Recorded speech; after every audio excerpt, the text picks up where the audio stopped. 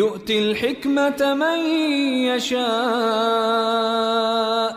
السلام عليكم ورحمة الله وبركاته نحمده ونصلي على رسوله الكريم أما بعد আমাদের দীর্ঘ আলোচনা প্রায় ৬৮টি দর্সের মাধ্যমে আমরা এই কিতাবের পূর্ণাঙ্গ আলোচনা করেছি। আজকের যে ক্লাস সেটি হলো খাতেমা বা ইখতিতাম, এই কিতাবের শেষ ক্লাস। মুসান্নিফ অর্থাৎ মুহাম্মদ ইবনে মাতর আয-যাহরানী তিনি তার এই কিতাবের শেষে একটি মুকাদ্দমা আলোচনা করেছেন, যে মুকাদ্দমার মধ্যে এই কিতাবের সমষ্টিগত আলোচনা এসেছে, সেটাকে আমরা সংক্ষিপ্তভাবে আলোচনা করছি। তিনি বলেন, এই বহাস বা এই কিতাবের গুরুত্বপূর্ণ নাতায়েজ হলো নাম্বার ১, সেটা হলো ইলমুল ইসনাদ। অর্থাৎ এই কিতাবের মধ্যে ইলমুল ইসনাদ সম্পর্কে সংক্ষিপ্ত পরিচয় দেওয়া হয়েছে এবং এই দিন নকল হয়েছে, স্থানান্তরিত হয়েছে, এসেছে আমাদের কাছে ধারাবাহিকভাবে সাকারাবিদের থেকে সাকারাবি, এবং সেটি এমন একটি বিষয় যে বিষয় দ্বারা আল্লাহ তাআলা উম্মতে মুহাম্মদীকে খাস করেছেন, উম্মতে মুহাম্মদীকে বৈশিষ্ট্যমণ্ডিত করেছেন। আবু হাতেম মুহাম্মদ ইবনে ইদ্রিস আর-রাজি যেমনটা বলেছেন, আবু হাতেম মুহাম্মদ ইবনে ইদ্রিস আর-রাজি ওনার ওফাত ২৭৭ হিজরিতে, তিনি বলেন, ওয়ালাম ইয়াকুন ফি উম্মাতিন মিনাল উমামি মুনযু খালাকাল্লাহু আদামা উমানা ইয়াহফাজুনা আসারার রুসুলি ইল্লা ফি হাযিহিল উম্মাহ, যে আল্লাহ তাআলা যখন থেকে আল্লাহ তাআলা আদম আলাইহিস সালামকে সৃষ্টি করেছেন, যে তখন থেকে এমন কোনো উমানা বা এমন কোনো জাতি অতিবাহিত হয়নি যারা তাদের রসুলের আসারকে সংগ্রহ করেছে, হেফাজত করেছে, একমাত্র উম্মতে মুহাম্মদী ছাড়া, একমাত্র এই জাতি ছাড়া। এবং মুহাম্মদ ইবনে হাজাম বলেন, ওনার ওফাত ৪৫৬ হিজরিতে, নকলু সিকাতি আনিস সিকা ইয়াবলুগু বিহিন নবী সাল্লাল্লাহু আলাইহি ওয়াসাল্লাম মাআল ইত্তিসাল নাকলুন খাসাল্লাহু আযজা ওয়া জাল্লা বিহিল মুসলিমিনা দুনা সাইরি আহলিল মিলালি কুল্লিহা, যে সাকারাবিদের থেকে সাকারাবিদের বর্ণনা বা ধারাবাহিকতা এইভাবে নবী করিম সাল্লাল্লাহু আলাইহি ওয়াসাল্লাম পর্যন্ত ইত্তিসাল থাকা, এটি এমন একটি নকল যেটার মাধ্যমে আল্লাহ তাআলা এই উম্মতে মুসলিমাকে খাস করেছেন অন্যান্য সমস্ত জাতির উপর, অন্যান্য সমস্ত ফেরকার উপর। আবু আলী আল গাসসানী ওনার ওফাত ৪৯৮ হিজরিতে, তিনি বলেন, খাসাল্লাহু তাআলা হাযিহিল উম্মাতা বিসালাসাতি আশিয়াইন লাম ইউতিহা মান ক্বাবলাহা আল ইসনাদ ওয়াল ইআরাব ওয়াল আনসাব, যে আল্লাহ তাআলা এই উম্মতকে ৩টি জিনিস দ্বারা বৈশিষ্ট্যমণ্ডিত করেছেন যেটি ইতিপূর্বে কোনো জাতিগোষ্ঠীকে আল্লাহ তাআলা দেননি। তন্মধ্যে ১ নাম্বার হলো ইসনাদ, ২ নাম্বার ইআরাব, ৩ নাম্বার আনসাব। দ্বিতীয় যে বিষয়টি কিতাবের মধ্যে আলোচনা করা হয়েছে সেটা হলো যে রাসূল সাল্লাল্লাহু আলাইহি ওয়াসাল্লাম থেকে প্রমাণিত রয়েছে যে রিওয়ায়াতের ক্ষেত্রে তাহাররি করা, গবেষণা করা, তাহকিক করা, যাচাই বাছাই করা, এবং সাহাবায়ে কেরাম থেকেও এই জিনিসটা প্রমাণিত হয়েছে যে সাহাবায়ে কেরামগণ রিওয়ায়াতকে অর্থাৎ হাদিস বর্ণিত হলে সেটাকে যাচাই বাছাই করা বিষয়টা সাহাবায়ে কেরাম থেকেও বর্ণিত হয়েছে। কেননা যখন ইসনাদ সম্পর্কে প্রশ্ন করা হয় এবং ইসনাদ সম্পর্কে জিজ্ঞাসা করা হয় এবং রাবীদের অবস্থা পর্যবেক্ষণ করা হয়, কেননা ইসনাদ সম্পর্কে প্রশ্ন করা এবং রিজালের অবস্থা যাচাই বাছাই করা সেটা ইসলামের শুরুর সময় থেকেই শুরু হয়েছে।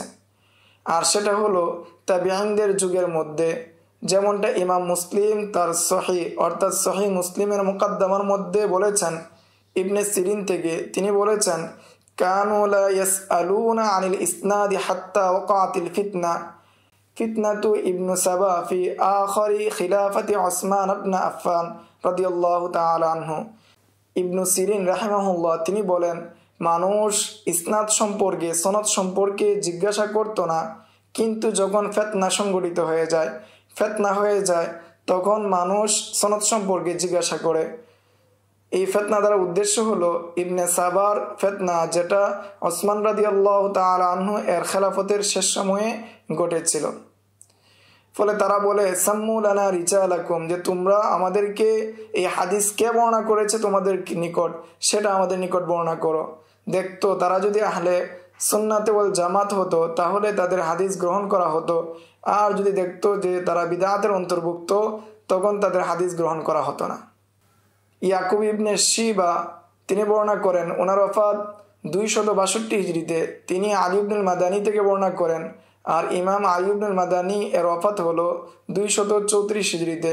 তিনি বলেন কানা ইবনু সিরিন মিম্মা ইয়ানজুরু ফিল হাদিসি ওয়া ইউফাত্তিশু আনিল ইসনাদ, যে ইবনে সিরিন হলেন তাদের মধ্য থেকে যারা হাদিসের ক্ষেত্রে পর্যবেক্ষণ করতেন এবং ইসনাদ সম্পর্কে জিজ্ঞাসা করতেন, তিনি হলেন তাদের মধ্য থেকে। 3 নম্বর যে বিষয়টি এই কিতাবে আলোচনা করা হয়েছে সেটা হলো ইলমুর রিজালের উৎপত্তি এবং রাবিদেরকে জরা এবং তাদিল করার উৎপত্তি, কখন থেকে রাবিদেরকে জরা এবং তাদিল শুরু হয়েছে এবং জরা তাদিলের নতিজা এসেছে যখন সনদ ব্যবহারের ব্যাপকতা হয়েছে, সনদ বিস্তৃত হয়েছে। যত সময় বেড়েছে তত সনদের মধ্যে ওয়াসায়েত বেড়েছে, ব্যক্তি বেড়েছে, সনদ দীর্ঘ হয়েছে। তখন প্রয়োজন হয়েছে যে এই সনদের রাবি যারা রয়েছে তাদের অবস্থা বর্ণনা করা, অবস্থা পর্যবেক্ষণ করা। এর প্রেক্ষিতে ইলমুর রিজালের কিতাব প্রকাশ হয়েছে, উৎপত্তি হয়েছে। সেটা হলো 2য় শতাব্দীর মধ্যভাগ থেকে 2য় শতাব্দী পর্যন্ত। এবং এই ফনের মধ্যে সর্বপ্রথম যিনি কিতাব লিখেছেন মাহমুদ ইবনে মাতর আজ-জাহরানী, তিনি বলতেছেন যে আমার ধারণা অনুযায়ী, আমার জ্ঞান অনুযায়ী যে এই ফোনের উপর সর্বপ্রথম যিনি কিতাব লিখেছেন তিনি হলেন লাইস ইবনে সাদ, ওনার ওফাত 175 হিজরিতে, এবং ইমাম আব্দুল্লাহ ইবনে মুবারক ওনার ওফাত 181 হিজরিতে।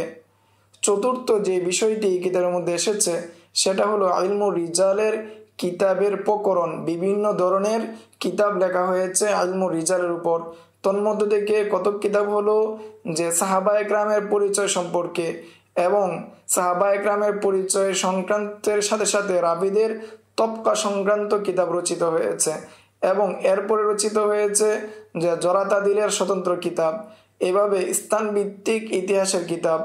এরপর এমন কিতাব রচনা হয়েছে যেই কিতাবগুলোর মাধ্যমে রাবিদের নামগুলো যে মুস্তাবা হয়ে যায়, এক হয়ে যায়, সেগুলোর পার্থক্য করার কিতাব তৈরি হয়েছে।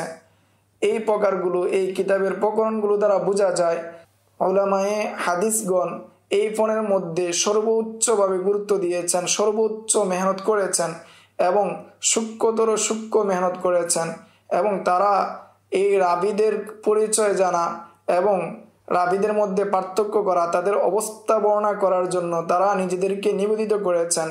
ফলে দেখা যায় যে প্রথম যে 3 শতাব্দী রয়েছে, 3 শতাব্দীর মধ্যে এমন কোনো রাবি নেই যাদের সম্পর্কে আলোচনা এই ইলমুর রিজাল কিতাবের মধ্যে আসেনি। এই জন্য এই ইলমুর রিজাল একটি ফন বা সনদের যে ফন রয়েছে, এটি বিশেষ একটি ফন যার মাধ্যমে আল্লাহ তাআলা উম্মতে মুহাম্মদীকে বিশেষ দান হিসেবে দিয়েছেন, উম্মতে মুহাম্মদীকে বৈশিষ্ট্যমণ্ডিত করেছেন। বিশেষভাবে এটা হলো উলামায়ে হাদিসদের জন্য, যেটা অন্য কারো জন্য নেই। পঞ্চম যে বিষয়টি এই কিতাবে গুরুত্ব দেওয়া হয়েছে সেটা হলো সাহাবায়ে কেরামের যে মাকান, সাহাবায়ে কেরামের যে আজমত, উম্মতের মধ্যে সাহাবায়ে কেরামের যে মর্যাদা, সেই বিষয়ে উলামায়ে কেরামগণ তাদের আখবার, তাদের আহওয়াল এবং তাদের অবস্থান সম্পর্কে বিভিন্ন কিতাব লিখেছেন, তাদের রেওয়ায়াতগুলো জমা করেছেন এবং তাদের সম্পর্কে বহু কিতাব লিখেছেন, বহু ধরনের কিতাব লিখেছেন। তন্মধ্যে কতক হলো সাহাবায়ে কেরামের পরিচয়ের কিতাব, কতক কিতাব হলো সাহাবায়ে কেরামের তবকার কিতাব, কতক কিতাব হলো ইতিহাসের কিতাব, কতক কিতাব হলো সাহাবায়ে কেরামের ফাজাইলের কিতাব, কতক কিতাব হলো সাহাবায়ে কেরামের নাম অনুযায়ী মাসানিদের কিতাব। এতে কোনো সন্দেহ নেই যে নবীদের পরে, রসুলদের পরে সাহাবায়ে কেরাম হলেন সর্বশ্রেষ্ঠ মানুষ, কারণ আল্লাহ তাআলা তাদেরকে নির্বাচিত করেছিলেন মুহাম্মদ সাল্লাল্লাহু আলাইহি ওয়াসাল্লামের সহবতের জন্য, এবং আল্লাহ তাআলা তাদেরকে পবিত্র করেছেন, তাদের পবিত্রতা বর্ণনা করেছেন, এবং রসুলও তাদের চারিত্রিক পবিত্রতার কথা বর্ণনা করেছেন, এবং উম্মত তাদের শ্রেষ্ঠত্বের উপর ঐক্যমত হয়েছেন। এবং এই বিষয়ে যে একমাত্র ইহুদি এবং রাওয়াফিদ এবং ফাতিমি সম্প্রদায় যারা রয়েছে তারা ব্যতীত এই বিষয়ে কেউ ইখতিলাফ করবে না। তারা হলো ইসলাম থেকে মুরতাদ এক জাতি, মুরতাদ সম্প্রদায়, যেটা এজমায়ে উম্মতের মাধ্যমে প্রমাণিত। ফলে তাদের ইখতিলাফ করাটাকে গণ্য করা হবে না, তাদের কথার দিকে ভ্রুক্ষেপ করা হবে না।